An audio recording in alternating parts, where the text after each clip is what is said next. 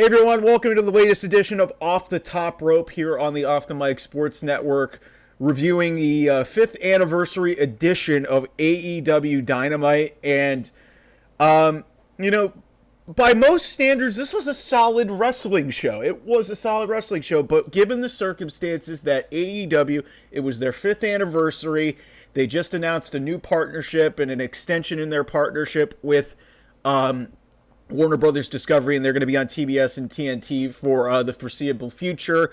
The reports are $170 million per year. I think it's 3 years and then a 4th-year option.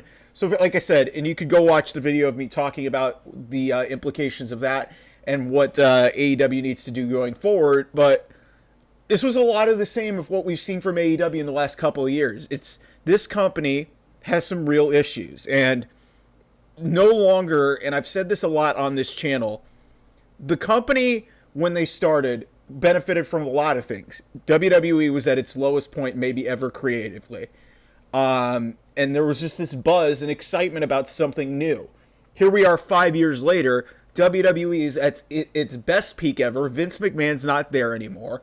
They're breaking record gates and doing a lot of crazy stuff. International shows, stadium shows. They've got a big PLE coming up this weekend in Bad Blood that sold 14,000 tickets in Atlanta. Like, it's insane the run that WWE is on. Meanwhile, AEW is a lot like WWE was in 2019. A lot of inconsistent storytelling, a lot of, nothing matches that really have no story to them, no real meaning. The difference between AEW and WWE is the wrestling itself is fine, and it's a lot better than what WWE was producing 5 years ago when the roles were kind of reversed.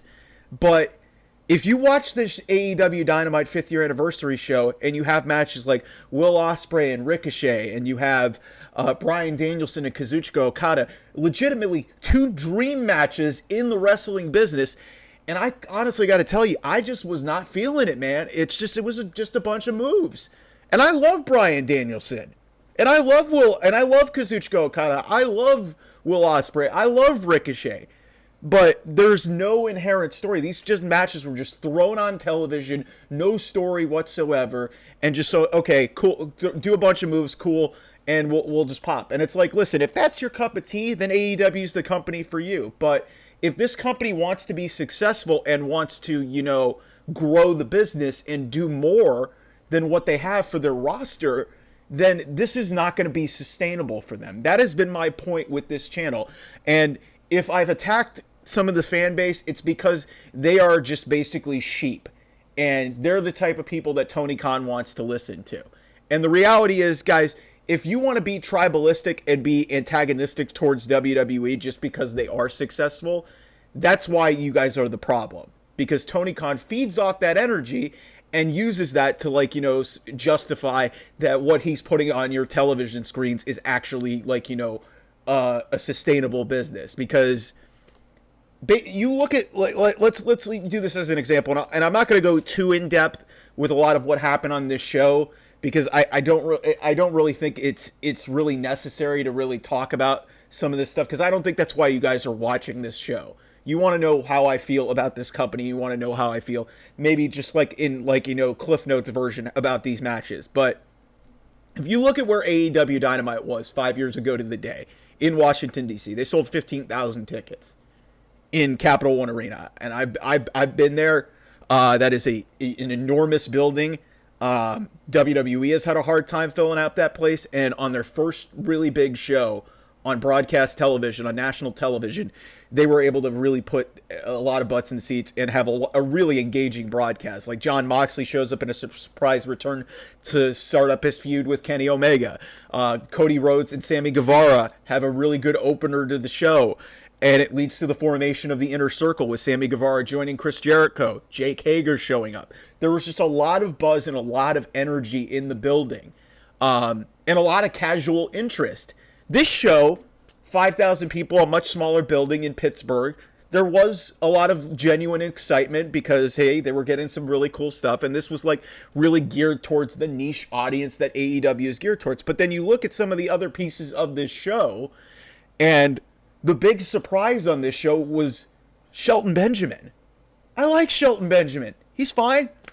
But a week after you brought in MVP, you're bringing in a bunch of WWE rejects. That's like literally like the antithesis of what this company was built on. I understand that Jon Moxley and Chris Jericho were two of your biggest signings, and Cody Rhodes obviously was really one of the people who started this whole thing. And ironically now, 5 years later, he's the world champion in the other place and the biggest star in the business.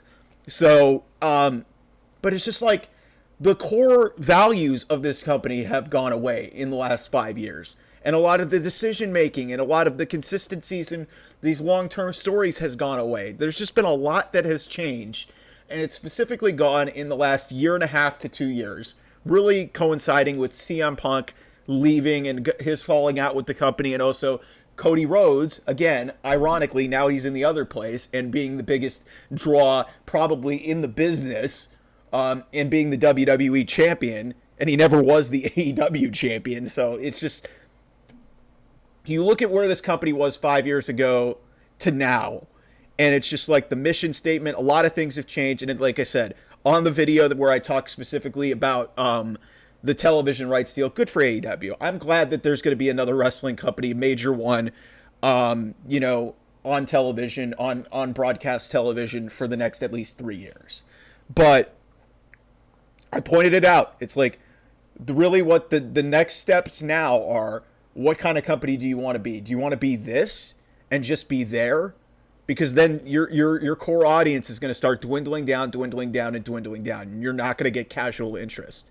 And if you want to just settle in and say, fine, hey, we're at 700,000 viewers, that's okay. But don't parade yourself around like you're some sort of competitor to WWE. And when the tribalist dipshits and the keyboard warriors come at me and basically tell me I don't know what I'm talking about, it's like, you guys don't know what you're talking about. If you guys want to be entertained by that type of stuff, that's fine.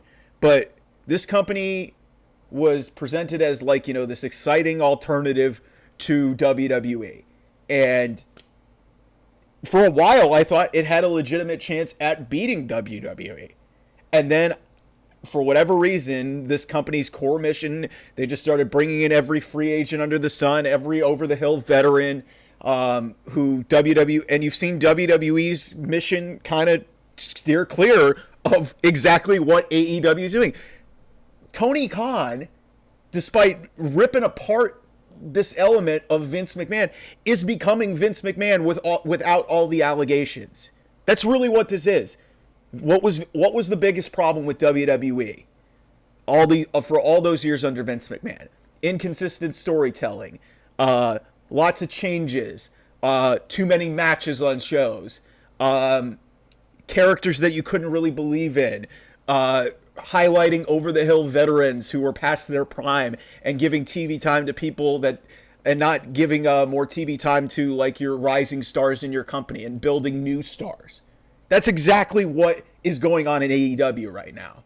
And until that gets fixed, you're not going to see any growth. Why is WWE growing right now? Because they have so many white-hot baby faces and superstars. Even if some of them are up in age, like an LA Knight or a Damian Priest, they've got stories and they've got stuff to invest in. They're not just doing a bunch of cool moves. So, and that was the one thing that AEW had over WWE. WWE, had some guys who could do a bunch of cool moves, but there was the WWE safe style. At least AEW, like, you had the strong style, and these guys were doing a bunch of cool moves, and it was like, adjacent to like, NXT Black and Gold. But now that kind of novelty's kind of worn off. And these are just a bunch of matches with like, no build, nothing to them, just sort of thrown on free television just to sort of pop a rating and just, sort of just be like a popcorn flick. Like a Transformers movie or like one of those action movies like Bad Boys or whatever. I'm just thinking of action. Think of any action film that has a whole bunch of explosions and insert that there. But that's really kind of how I felt about this show. It's like, it wasn't bad. Like, I didn't really hate it. There was a couple things that really just bothered me on this show because there was some things that really irritated me. But, the stuff that happened, like, it was fine. The wrestling was fine. It was a good show from a wrestling perspective. Like Ricochet and Will Ospreay. A lot of really awesome stuff happened in this match. And, what this came down to, and this is one of the points where really I was just like, where AEW just starts confusing me. So basically, we do back-to-back Poison Ranas. Ospreay gets a poison Rana, then Ricochet comes right back, hits one of his own. Ospreay comes out of it, hits the hidden blade, and just falls on top of Ricochet with his shoulders on the canvas. Rick Knox looks confused and just counts with both hands a 1, 2, 3, and we get a draw. 16 minutes into this match, and then both wrestlers are advocating for the match to restart. Justin Roberts says Tony Khan said the match continues. So then Ospreay hits a hidden blade. They have a brief battle. And then Takeshita just shows up and beats the shit out of both of them, and we get a no contest DQ. After a minute after the restart. Like, what the fuck was that? And we're getting a three-way for the International Championship at Wrestle Dream a week from Saturday, which, admittedly is very cool. I like Takeshita, and I think they've done a horrible job at building Takeshita. I think he's fucking awesome, and I think he should be built like a top star, and he has not been presented like that for a long time. But just to have this random-ass finish, it seemed like they were building to something with Okada, and then Takeshita just comes out there 1 minute after a match gets restarted, and you have a DQ finish. First of all, why did this Ricochet Ospreay match need to happen to lead to this? Like, Ricochet Ospreay was one of the very few dream matches that have not been done to death in this company yet. And you gave it away on free television, and you have two non-finishes. You have a draw with a double pin, and then you have a no contest DQ finish. It's like, this is the confusing type of stuff that happens. And so, like I said, Takeshita, I'm glad that they're giving him a push, but this should have been happening a long time ago. It shouldn't have come at the expense of this match. Like I said, the wrestling was fine, but the booking decisions and the choices is another inherent problem with this thing, because we used to not see virtually any DQ finishes. We've seen a lot of them recently, and it's just like, it feels like just, like these weird booking choices that that are almost reminiscent of a WWE, and if WWE pulled this, the whole fucking internet would go crazy over it. So that really genuinely bothered me, and I like all three of these guys involved. That's the other frustrating part. Is like I like a lot of talent in this company. They're just not being booked well, and the competency of Tony Khan as a wrestling promoter and booker is it's really being showcased at how bad he is at, making creative decisions for a lot of highly paid talent on his roster. So Takeshita ruins the match. So we're getting the three-way at Wrestle Dream. Cool. I think that'll be admittedly a cool match, but it's just like I said, you didn't have to sacrifice Ricochet and Ospreay to have Takeshita ruin it and then just have a three-way, which, like I said, again, wrestling is not the issue in this company. There's a lot of good wrestling in this company, and there's a lot of talented people there. We get Mercedes Moné. It's good to know that she still exists. The less of her, the better when it comes to promo. She should be wrestling. So apparently she just shows a video package of all the great things that she's done in the last 6 or 7 months. And so MVP shows up, gives his business card to her. It looks like MVP is starting to rebuild the Hurt business and it's just like the reason, and I know there's been like a racial element of WWE within, and people saying that WWE is somewhat racist. Look, MVP is very talented, but MVP is also very old. He's got a lot to offer the business, but the Hurt business, they tried to make that work like 4 years ago, and they gave up on it. So now you're trying to rebirth it because WWE didn't want to do it. And this shouldn't be your mission to bring in other people to tell your stories for you. You've got a talented roster in there. So bringing in MVP, I like MVP. I think he's awesome. I'm assuming Bobby Lashley is going to not be far behind. Shelton Benjamin showed up on this show, and him being the big surprise of the show was, honest to God, kind of underwhelming. Like, when it's a 5-year anniversary and you're having like this huge day of your TV deal, and Shelton Benjamin's your really big thing, and Jay White also was on the show, which I'll talk about in just a second, but it just kind of fell flat. So MVP, it seems like he's hinting at something with Mercedes Moné and Camille. The women's division since All In has been kind of a disaster, because Mariah May's not doing anything with that women's championship, and Mercedes Moné has had the match with Shida at All Out, and it's not clicked. This women's division is kind of a mess. That's another issue in itself, and Mercedes really hasn't done anything since All Out.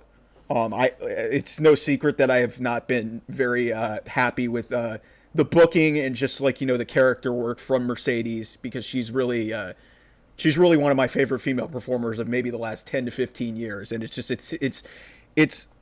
leads into my next point here with Chris Jericho, a guy who I've had the utmost respect for the longest time, and his legacy's kind of been tarnished in this place. And we get an episode of TV time. Why is Chris Jericho in his 50s still getting significant time on television? I understand that he was a core part of AEW starting in the first place. I don't think AEW is where it's at without Chris Jericho, but the character and the stuff that he has been doing specifically in the last couple of years it's just not worked. And so I guess what this TV time segment was about is to set up Chris Jericho against Mark Briscoe, because Chris Jericho on Collision at Arthur Ashe Stadium pinned Mark Briscoe. And so really this promo was this promo was solid. I like Mark Briscoe a lot. But then Chris Jericho did something that I, honest to God, just hate in wrestling. It's the cheap heat where he just references Mark Briscoe's dead brother Jay, and that's where I'm just like, what are we doing? Like, why do we have to resort to that to get heat on a match? Because Mark Briscoe is awesome. Chris Jericho I just don't care about, and people don't like him anyway. But to go to those lengths and being able to say something about somebody's dead relative is just, like, I understand Christian doesn't, and that's his gimmick, but even that's getting tired, and this was just unnecessary. The circumstances of Jay Briscoe's death are really well documented, so to bring him up in a promo like this, like 18 months after he passed away, it's really in poor taste. I really didn't like that. I remember when Randy Orton did it to Rey Mysterio right after Eddie Guerrero died. This was almost 20 years ago, and that was not really good. I remember about 10 years ago, Paige, now the now known as Saraya, referenced Charlotte Flair's dead brother in a promo on television. Like, these things, like, I understand heat, but you shouldn't have to bring up somebody's dead relatives to get heat. And Christian did it for a while, and it was like, oh, he's a savage. It's tiresome now at this point. And for Chris Jericho to go there in a match that really nobody cares about for the Ring of Honor Championship against an irrelevant championship, it really didn't sit well with me. So yeah, I guess Jericho's going to get a pay-per-view match again. I don't know why. Against Mark Briscoe. Like I said, I like Mark. But God bless him, he's getting sucked into the Jericho vortex, and nobody really benefits getting out of that. Darby Allin has a great promo. He hypes up.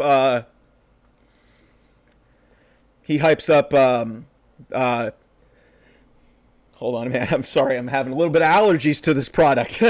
Sorry about that. Darby Allin. He explained. I actually like this, that he explained why and it fits his character, why he sort of surrendered and put that title shot on the line against Jon Moxley last week in the main event at Arthur Ashe. So he issues an open challenge at WrestleDream. It'll be interesting to see who answers that in his home state of Washington. So that'll be interesting. Darby's been fine. It's just like a lot of the Daredevil shit. They got to dial it back. Otherwise, Darby's not going to be able to walk in like 5 years. It's crazy. Then we get Hangman versus Juice Robinson. Really, what this was to put over Hangman. I will continue to say it. I don't know why Hangman is floundering kind of in the mid card. I do like what this led to. Juice Robinson put up a decent fight, but Hangman ends up winning this match with a buckshot, and he actually got a low blow in before the buckshot, and so Hangman gets the win. He tries to hangs Juice with his belt over the rope, and then all of a sudden Jay White's old entrance music, not the bang bang, his old Switchblade music shows up. And Switchblade Jay White attacks him, and basically we show them brawling out into the crowd. They go through a table. Jay versus Hangman is a good feud. I mean, they did have a an interaction in that Owen Hart tournament, and so they're playing up that Hangman injured Jay White, and that's why he was out. But these guys deserve so much better than to be fighting each other in a nothing mid-card feud. Like, these guys deserve to be going after championships. I've said it consistently, Hangman is the best thing in this company. And the fact that he is not fighting for the world championship is ridiculous. Like, it's the fact he wasn't on Dynamite Grand Slam was ridiculous. He was on Dynamite Collision. He wasn't even the main event in some goofy ass lumberjack strap match against Jeff Jarrett, who I admit Jeff Jarrett being an uber babyface at this stage in his career is kind of a testament to, like, you know, like, AEW does treat their veteran wrestlers well, but there's so many of these over the hill veterans that they're relying on to, like, you know, produce good television when they have a supremely talented roster that they've had with a bunch of guys that are just sitting at home doing nothing. Like, why do you think Miro wants out of there? He's not being utilized correctly. He didn't agree to the correct creative. Ricky Starks, one of your OG guys, not there. So it's just like, why can't they get TV time? Then we get a scene where Jack Perry and Katsuyori Shibata, I guess they're going to do a TNT title match at Wrestle Dream. I have no interest in Jack Perry whatsoever. I don't know why they keep making this guy try to present himself like a tough guy. He's still Jungle Boy to me. He always will be Jungle Boy to me. And it's like, you know, since the character change and then obviously using the CM Punk, you know, situation to kind of, like, you know, use his gimmick, it's like there's nothing inherently interesting about him as a character or a person. So Bryan Danielson basically does his hype up thing. He was like, I love Bryan, God bless him, and it's nice to see him have the control that he wants, but, you know, a lot of his significance and his aura has kind of worn off because he's just doing a whole bunch of matches, and he lost a lot early on in his time because Bryan Danielson, like, to his detriment somewhat, is one of the most selfless wrestlers in AEW. So he hypes up basically his match with Okada. He basically said, AEW, this is for you. It's been 5 years and, like, you know, all this thing. And he's also hyping up his match at Wrestle Dream with Jon Moxley, even though leave it to this company. Like, they put a world title match on television when you have a pay-per-view match coming up in like 10 days. And I'll talk about the convoluted concept of this match with Okada. But then we get Britt Baker, who literally dropped off the face of the earth after All In. She shows up in a terrible towel in her home town of Pittsburgh, Pennsylvania. So nice to see her there. And so Britt gets the win over Serena Deeb. Britt's parents are in the front row, but Serena Deeb attacks her, puts her in the Serenity Lock, the half crab. But Queen Aminata makes the save. Okay, we don't have any reason really to care about Queen Aminata. She has beef with Serena Deeb, but nobody watches Collision, so they wouldn't really bother to care about that. Then we get a Christian promo talking about how he's the father figure and he's the undisputed next AEW World Champion. If you would have told me that Christian had that contract, de facto Money in the Bank, I would have told you I've forgotten by now because they haven't really done anything with that. Like, they've kind of made it like a joke. Like, he tried to cash in on Bryan after the match at Grand Slam with Nigel McGuinness, and it's a really bizarre storyline. Mariah May and Willow Nightingale get into a situation backstage. I like Willow, and I think it's awesome that she's stepping up to Mariah May. Here's my problem. Chris Statlander just beat Willow Nightingale in a really good street fight at All Out. Chris Statlander has not been anywhere to be found since that point. Yet Willow Nightingale is now positioned potentially to be the number one contender for the women's championship. What is this women's division right now? What is this women's division? Mercedes Moné is cutting promos when she should be wrestling. Mariah May literally has done nothing since she's been wrestling a bunch of nobodies that nobody cares about since then. And then Willow, God bless her, I love her to death, but she just lost. She just lost on pay-per-view. It's a mess, man. It really is a mess. Then we hype up another big moment from Dynamite back in 2019 when Private Party beat the Young Bucks in that inaugural tag team tournament. This leads to Private Party beating the Iron Savages in a quick nothing match. Private Party has a promo against the Young Bucks, and this sets up a match between the four of them for the tag team titles. The tag team title, the tag team title picture is just is an unmitigated disaster. That being said, WWE's tag team title picture is a mess too. Like, they don't know how to book their tag teams either. I don't know what it is in wrestling. They can't book a competent tag team right now. But so out of this whole thing, Shibata ends up getting involved with Jack Perry, and we're gonna get Private Party in Shibata versus the Elite, Jack Perry and the Young Bucks on Rampage. Nobody watches that. Whatever. And then MVP introduces Shelton Benjamin in a backstage segment with Prince Nana. I guess MVP introduces Shelton as his business partner and the president of their complaint department. Listen, I like Shelton Benjamin, great athlete, but he's up there in age. He's pushing 52. Still a great athlete, but there's a reason why WWE's not booking him. And this is the problem. AEW just feels like they're picking up the scraps. And when this, along with Jay White returning is admittedly very cool, but when this is your big surprise on your 5-year anniversary show, that's a problem. Another ex-WWE guy just coming in. We're going to presumably see Bobby Lashley at some point, and, that's fine. But this, like, and don't try to clip this off and try and say that I'm racist for saying that, MVP and, Lashley and, Shelton Benjamin as the Hurt Syndicate or the Hurt business isn't a big deal. It's just, there's a reason why WWE isn't utilizing these guys. They're trying to put the highlight on their younger talent that has more steam behind them. And yes, I understand that on this premium live event, Bad Blood, this weekend, Damian Priest and Finn Balor are both in their 40s. But they've got heat, and they've had a long-term story that's been booked over the course of a year, maybe even 2 years, between these two guys. That actually means something. And then a lot of the rest of your core show is guys in their guys and girls in their mid to late 30s. And then you've got the young people like Braun Breaker, a Trick Williams who's in his early 30s, Carmelo Hayes, Andrade. Like, a lot of these talent are not in their mid to late 40s. And, admittedly, Bobby Lashley's got a great look still. He's still in phenomenal shape, but there's a reason why WWE just didn't have any creative for him. They're going in a different direction. They're trying to look towards the future of this company. And when you see AEW start to bring in talent that is up there in age, and WWE has no use for, they look like the secondary promotion, and they look like they're picking up the scraps and they're picking up the leftovers, and that's not what you want to look like.